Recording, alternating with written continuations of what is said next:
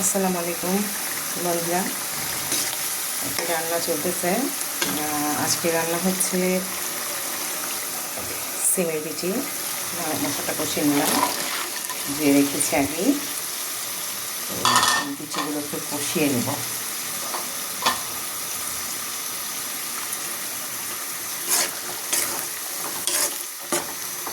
খুব ভালো লাগে এই তরকারি, শীতের সময় সিমের বিচি।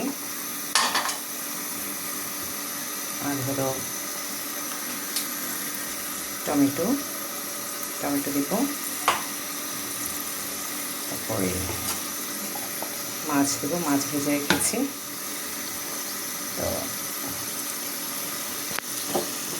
ঢেকে দিই।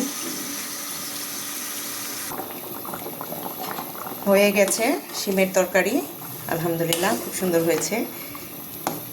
এই যে দেখেন, অনেক সুন্দর হয়েছে,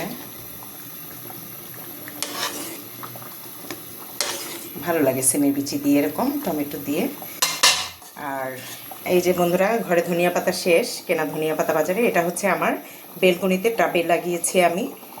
তো এই কয়টা হয়েছে আর কি। এমনিতে প্রতিদিনই প্রায় নেই দুটো একটা করে, এটুকুন ছিল।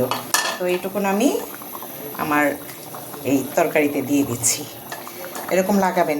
ধনে পাতা কিনে নিয়ে আসে, তো দেখা যায় যে আমরা পাতাগুলো খাই, তখন ওই যে গোড়াটা ওটা টাবে লাগিয়ে রাখলে মাঝে মধ্যে দেখা যায় যে কেনা পাতাটা থাকে না, অনেক সময় ঘরে শেষ হয়ে যায় না, তখন এখান থেকে পাতা নিয়ে রান্না করা যায়। তরকারিতে দিলে অসাধারণ লাগে।